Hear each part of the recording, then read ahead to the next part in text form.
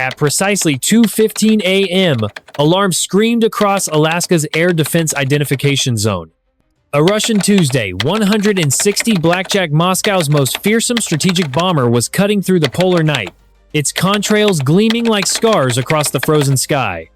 But this time, intelligence whispered of something darker. The aircraft might be carrying none other than Vladimir Putin himself. From Elmendorf Air Force Base, the shriek of afterburners shattered the silence. A US F-35 Lightning II roared into the black Arctic sky, its radar sweeping, its pilot under strict orders: escort, contain, but do not provoke. Yet one question froze every officer in that command room. What happens when America's fifth-generation stealth fighter locks onto the world's most powerful political figure? Do not just watch, engage. If clear-eyed analysis matters to you, hit like, subscribe, and comment. Your voice fuels our mission. The radar tracks grew closer. The Tuesday 160 loomed like a silver predator, its variable wings slicing through the stratosphere. To the untrained eye, this seemed a simple intercept routine air policing. But every general watching knew the stakes. Escorting a head of state across contested skies risked triggering an international crisis.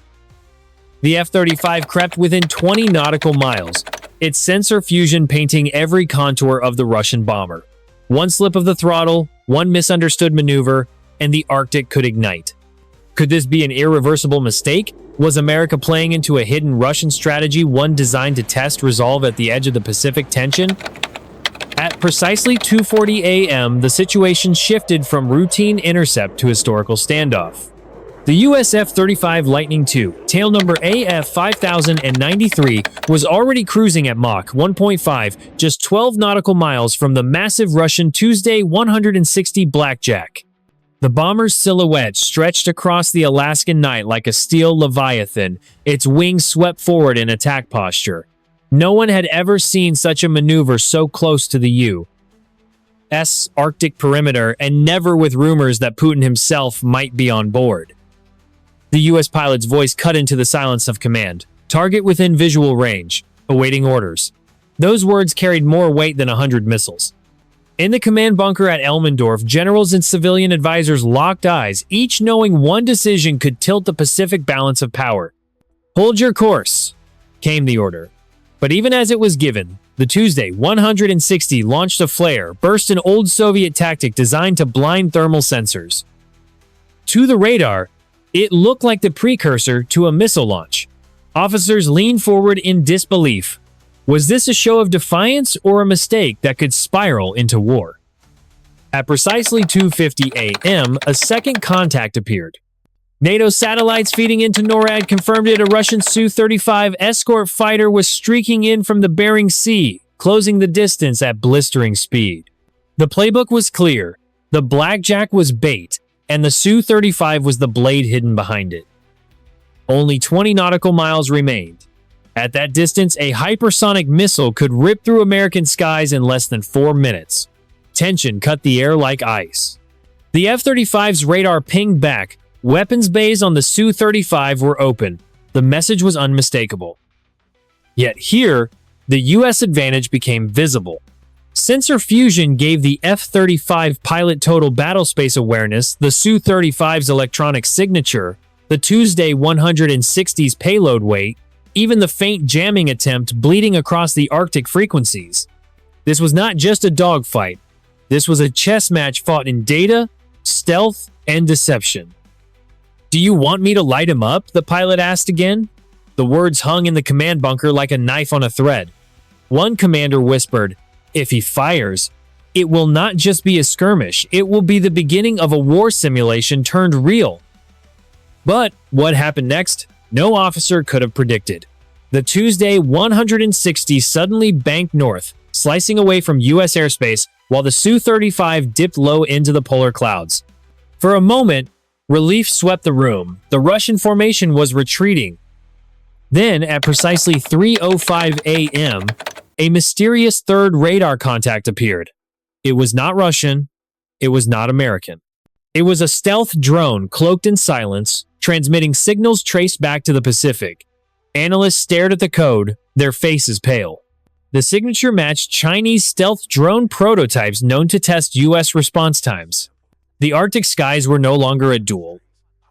They had become a triangle: United States, Russia, and now China, each probing, each daring the other to misstep. If you were the captain, would you order fire or restraint? Comment below. At precisely 3:15 a.m., the third radar blip crystallized into reality. Analysts confirmed it was no Phantom Echo, it was a stealth drone, operating at an altitude of 37,000 feet, moving at 450 knots. Its signal relay linked back not to Moscow, but to Hainan Island in the South China Sea. The code was unmistakable. This was a Chinese experimental reconnaissance drone, one designed to penetrate contested air zones without detection. The revelation shocked the command room. America was no longer dealing with a bilateral confrontation. The Arctic skies had become a proxy battlefield linking the U.S. Navy, Russia, and China into a single war simulation of global scope. Officers whispered, "If Beijing is here, then this was coordinated." At 3:20 a.m., the U.S. F-35 adjusted altitude, shadowing the Tuesday 160 while feeding data directly into Alaska's Aegis Ashore system. The destroyer USS John Paul Jones, patrolling off the Aleutian Islands, received the uplink. Her Spy-1D radar began tracking not just the Russian bomber, but the Chinese drone. It was a naval power demonstration in the middle of the Arctic night. The Russian Tuesday 160, still holding a northern trajectory, adjusted speed Mach 0.9 with an optimal launch window for its Ka-101 cruise missiles. Those missiles carried a range of 3,000 kilometers. From this position, they could have reached targets deep inside U.S. Pacific Command territory, even brushing the approaches to California. Yet the F-35 pilot held fire. One command could unleash the aircraft's AIM-120D missiles, streaking across 60 nautical miles in seconds. But firing would ignite a global inferno. At 3:30 a.m., the Chinese drone made its move. It executed a slow orbit around the American fighter and Russian bomber, transmitting encrypted bursts to satellites overhead. To NORAD, it felt less like reconnaissance and more like provocation testing whether U.S. forces would expose their hidden strategy. Should the F-35 light up its radar fully, the Chinese would learn America's exact stealth profile. Inside the Pentagon, red phones buzzed. Could it be coincidence? Or was this the Pacific tension spilling directly into the Arctic, China and Russia coordinating to probe America's northern defenses while NATO was distracted in the Baltic? Only 12 nautical miles remained before the Tuesday 160 would cross out of Alaska's defense zone. 12 nautical miles a distance, a missile could annihilate in under 4 minutes. Every second of restraint felt like an eternity. At precisely 3:35 a.m., the U.S. Navy took its step forward. The destroyer USS John Paul Jones launched a pair of SM-6 interceptors in a warning arc, their contrails streaking like silver knives into the polar sky. The missiles did not target the Tuesday 160, nor the Su-35 that now circled back, but instead exploded harmlessly in the upper atmosphere, a signal that U.S. missile defense was awake, alert, and ready. The message was clear. America would not fire first, but it would not blink.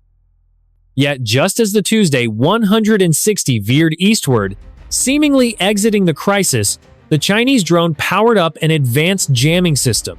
Screens across the command bunker flickered, radar feeds glitched, and for 6 harrowing seconds, Alaska's air defense grid went blind. Those 6 seconds felt like 6 hours. Generals stared in silence. What if a hypersonic missile had been fired in that blackout? What if the Su-35 had launched an air-to-air strike unseen? At 3:40 a.m., systems snapped back online but with an anomaly.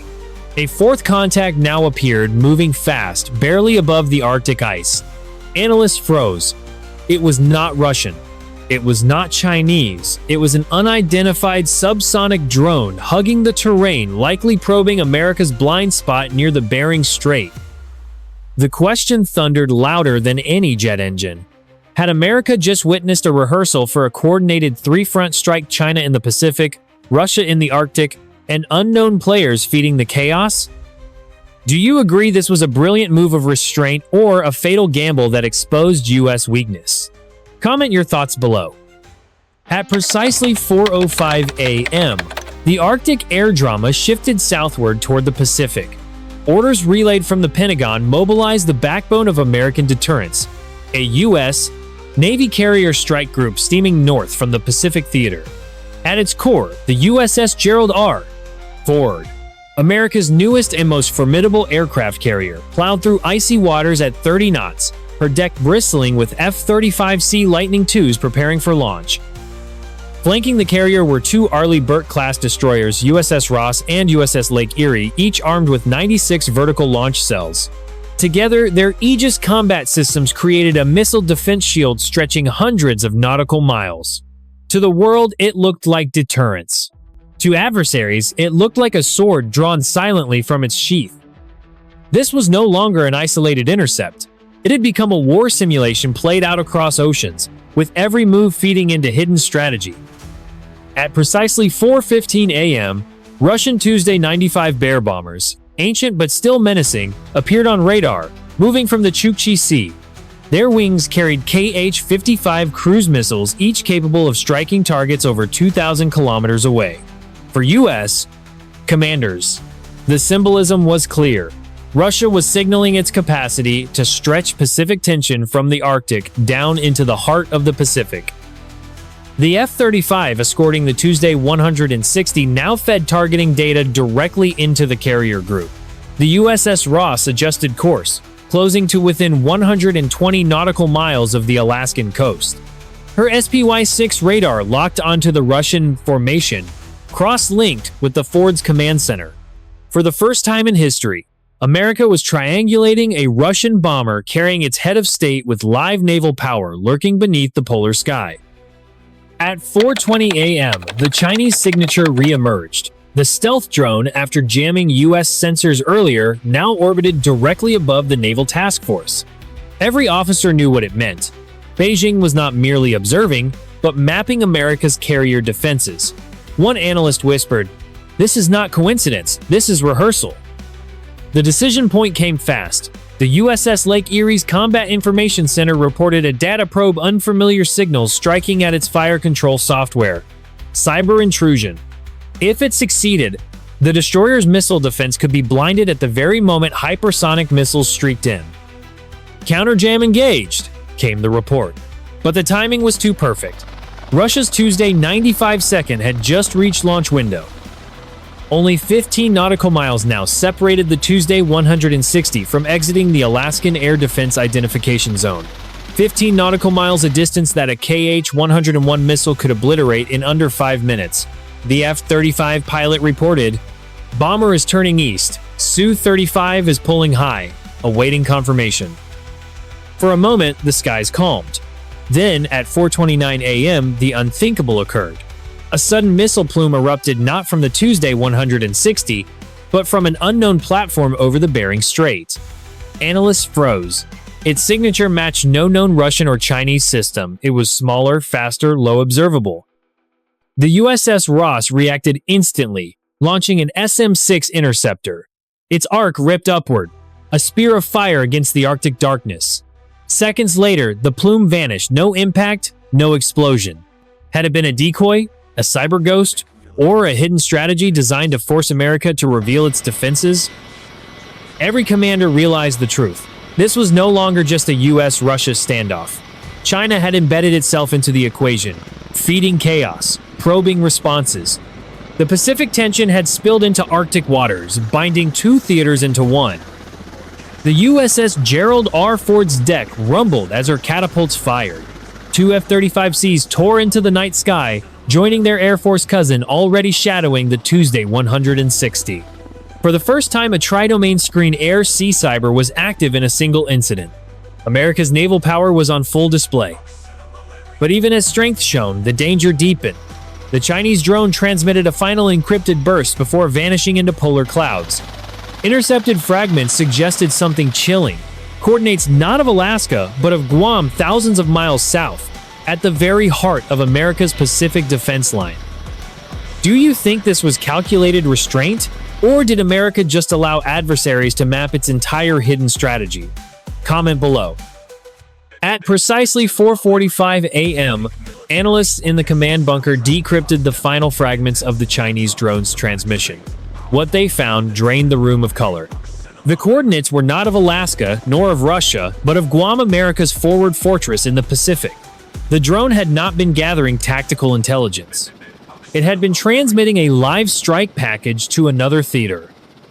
Suddenly, the Arctic skies felt like a decoy. The F-35 escorting the Tuesday 160 was no longer just shadowing a Russian bomber. It was part of a diversion one designed to keep America's eyes fixed on the north while something larger unfolded in the Pacific tension to the south.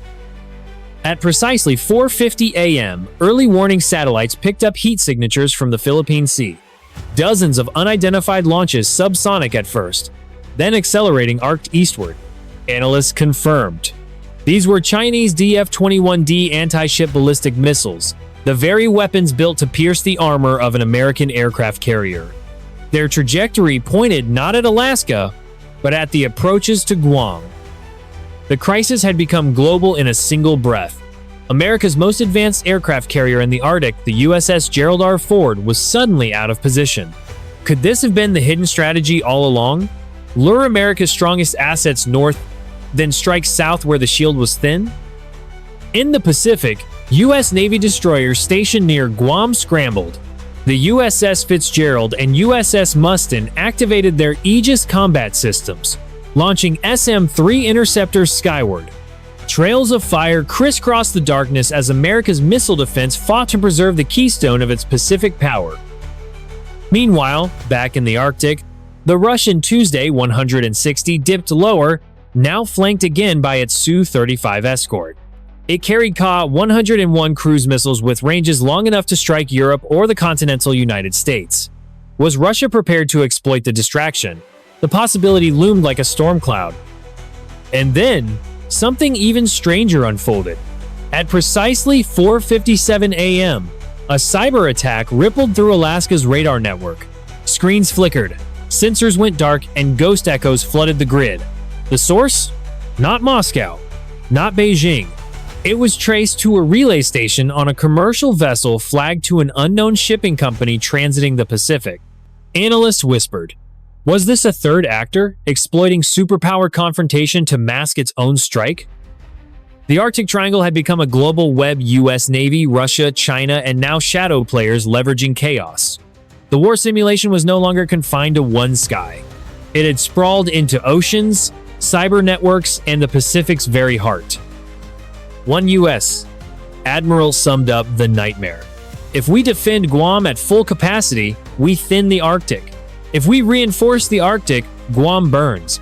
The balance of power hangs on which theater we believe is the real strike.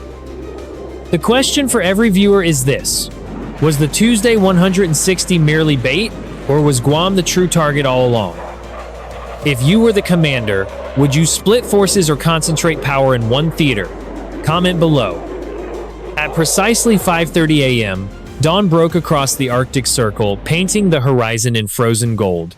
The Tuesday 160 Blackjack had turned east, its escort fading into the polar clouds. The mysterious drone had vanished into silence, its trail ending somewhere above the Bering Strait. Yet the encrypted burst it transmitted hours earlier still reverberated its coordinates, pointing far south toward Guam. In the Pacific, U.S. Navy destroyers continued intercepts against incoming missiles.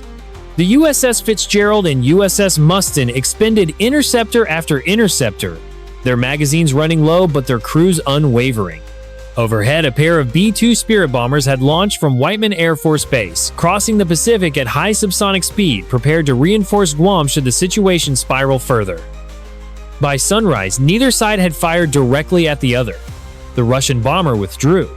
The Chinese missiles splashed into the sea, either decoys or deliberate near misses. Guam remained standing. Alaska remained unscarred.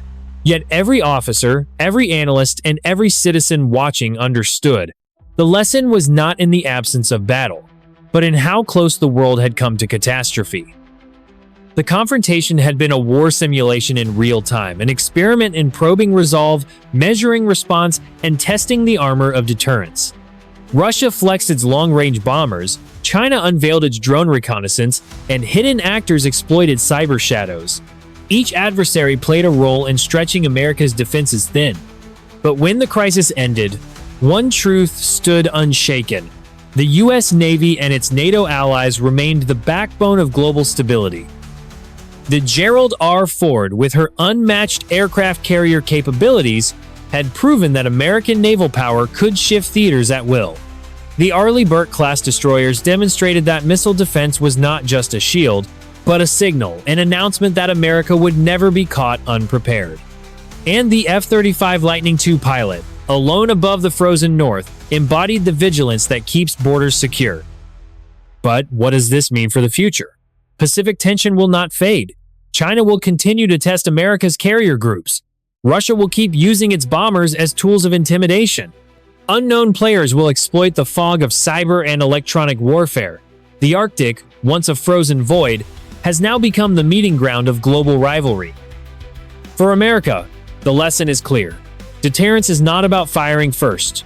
It is about standing so firmly, so unmistakably, that adversaries hesitate before taking the step that could ignite the world. Military power exists not to start wars, but to prevent them before they spark. One moment of weakness can lead to a decade of chaos, but one show of strength can preserve a generation of peace. And for us, watching, the question remains, is the balance of power in safer hands today, or has the clock moved closer to midnight? If you believe strength deters chaos, subscribe now and stand with us as we analyze the hidden strategy behind every maneuver. If you think otherwise, tell us why your voice matters. History is unfolding before our eyes, and together, we must pay attention.